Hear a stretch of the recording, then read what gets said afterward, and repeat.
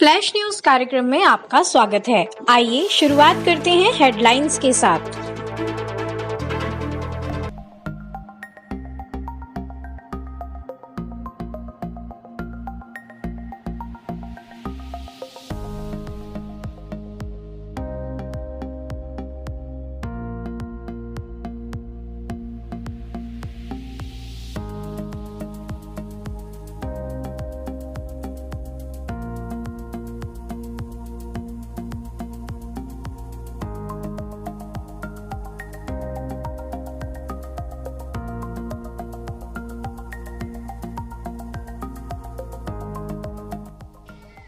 आइए अब देखते हैं करंट अफेयर्स विस्तार से। सबसे पहले मैं बात करूंगा नोएडा सेक्टर 50 मेट्रो स्टेशन की। नोएडा सेक्टर 50 मेट्रो स्टेशन है, ये एनएमआरसी के तहत संचालित है, यानी नोएडा मेट्रो रेल कॉरपोरेशन, और इसकी सीईओ हैं रितु माहेश्वरी। कमेंट करके फटाफट मुझे ये बताओ, नोएडा मेट्रो की संचालन कब हुआ था, इसकी शुरुआत कब हुई थी।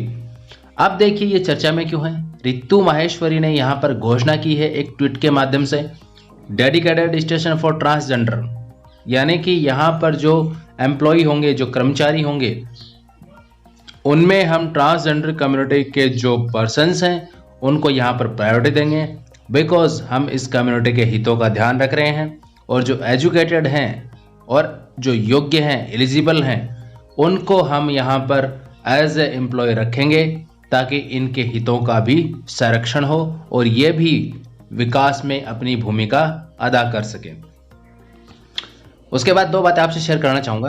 पहली बात, मुझे ये बताइए कि इस वीडियो की, ये अपना करंट अफेयर्स का जो वीडियो है, इसकी टाइमिंग क्या रखी जाए आपके हिसाब से। दूसरी चीज़, इसमें क्या सुधार किए जाएं ताकि ये और अधिक प्रभावी और महत्वपूर्ण बने। दूसरी बात मैं आपसे शेयर करना चाहूँगा कि वीडियो को सबसे ज़्यादा शेयर कीजिए, वीडियो को जितना हो सके उतना शेयर कीजिए, चैनल को सब्सक्राइब कीजिए और करवाइए। ये महत्वपूर्ण बात है। हम क्वालिटी कंटेंट से समझौता नहीं करेंगे, वही चीज़ जो परीक्षा में पूछी जाएगी आपके लिए इस वीडियो के माध्यम से लेके आएंगे। आपकी तैयारी को उत्कृष्ट बनाएगा यह कार्यक्रम। सबसे ज़्यादा इसको शेयर किया जाए। आगे बढ़ते हैं। राजेंद्र सिंह गोयल का अभी निधन हुआ है। डायरेक्ट पूछ लेता है कि राजेंद्र सिंह गोयल का संबंध किस क्षेत्र से था, तो इन्होंने 25 साल क्रिकेटर के रूप में अपना कार्य किया है। तो याद रखना, राजेंद्र सिंह गोयल है, ये क्रिकेटर थे। उसके बाद विश्व जल संरक्षण दिवस। देखिए कल हुआ क्या, इंटरनेशनल योगा डे है, इसको इतना महत्व दिया जा चुका है और दिया भी जाना चाहिए, इसमें कोई शक की बात नहीं है कि हम अदर जो दिवस हैं, इस दिन जो मनाए जाते हैं, उनको हम भूल रहे हैं। देखिए विश्व जल संरक्षण दिवस, इसकी महत्ता भी कम नहीं है। इसके साथ ही विश्व संगीत दिवस, उसकी महत्ता भी कम नहीं है। तो तीनों आपको याद रखने हैं, अंतर्राष्ट्रीय योग दिवस, विश्व जल संरक्षण दिवस और विश्व संगीत दिवस, तीनों ही 21 जून को मनाए जाते हैं। 21 जून को। इसी के साथ एक संस्था जुड़ी है, अंतर्राष्ट्रीय संगठन है जो आपको याद रखना है, IHO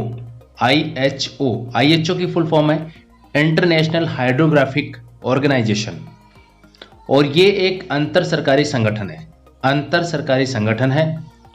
इसका उद्देश्य क्या है, देखिए विश्व के समुद्रों, महासागरों और नौगम्य जल का सर्वेक्षण और चार्ट करने का कार्य ये करता है। इसकी जो स्थापना हुई थी वो 21 जून 1921 को हुई थी। एकदम इजी याद रखना, 21 यानी 21 जून 1921, शुरुआत 21 से और 21 पे ही खत्म। 21 जून 1921। हेडक्वार्टर है इसका मोनाको, और इसके सदस्य देश हैं 80 समुद्र तटवर्ती देश। 80 समुद्र तटवर्ती देश हैं, वो इसके सदस्य हैं। और याद रखिएगा, अपना प्यारा भारत भी इसका सदस्य है। IHO का सदस्य है भारत। उसके बाद आगे बात करेंगे, चर्चा में रहा आकांक्षित जिला कार्यक्रम, इसकी शुरुआत कब हुई थी। देखिए 2018 में आकांक्षी जिला कार्यक्रम की शुरुआत हुई थी, और खास तौर पे पूर्वोत्तर की ओर ध्यान आकर्षित करने के लिए पूर्वोत्तर के जो जिले हैं उनके विकास के लिए इसकी शुरुआत की गई थी। इनका उद्देश्य था, ये जो कार्यक्रम है आकांक्षी जिला कार्यक्रम जो 2018 में शुरू हुआ, इसका मुख्य उद्देश्य देश के सबसे पिछड़े जिलों का विकास करना है। आगे बात करते हैं ध्रुव आईसी चिप। ध्रुव आईसी चिप है, इसको डेवलप किया है आईआईटी बॉम्बे ने, और ये नेविगेशन रिसीवर के रूप में काम करेगा। नेविगेशन रिसीवर, तो याद रखना नेविगेशन के क्षेत्र के लिए ये चिप का निर्माण किया गया है, Dhruv IC. Next very very important, रेहेगोथिक पांडा और स्टोन पांडा। डायरेक्ट पूछ सकता है स्टोन पांडा या रेहेगोथिक पांडा क्या रहे, ठीक है, ये चर्चा में रहे हैं, तो ये क्या है डायरेक्ट पूछे, याद रखना है रेहेगोथिक पांडा और स्टोन पांडा है, ये साइबर अटैक करने वाले ग्रुप हैं और इनको समर्थन मिला हुआ है किसकी ओर से, PLA यानी कि people's of liberation army China, चीन के द्वारा इनको संरक्षण प्राप्त है और इनके द्वारा ये वित्त पोषित हैं।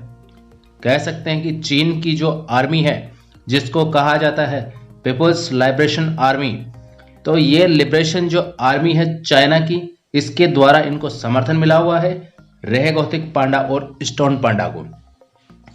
इसके ऊपर खास तौर पे ध्यान देने की जरूरत है सरकार को। अभी काफी सारे साइबर अटैक्स होते हैं, तो साइबर अटैक्स करना इनका उद्देश्य है।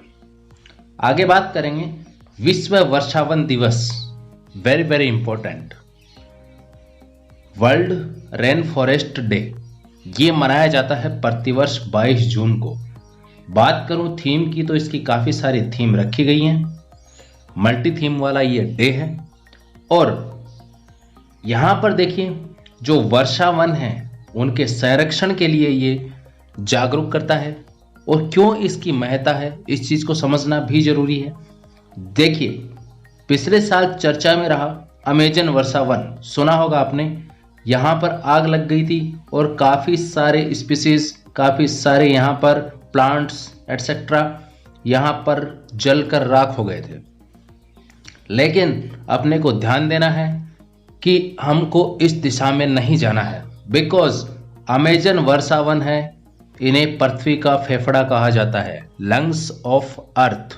बिकॉज यहां देखिए इंसान को, संपूर्ण दुनिया को 20%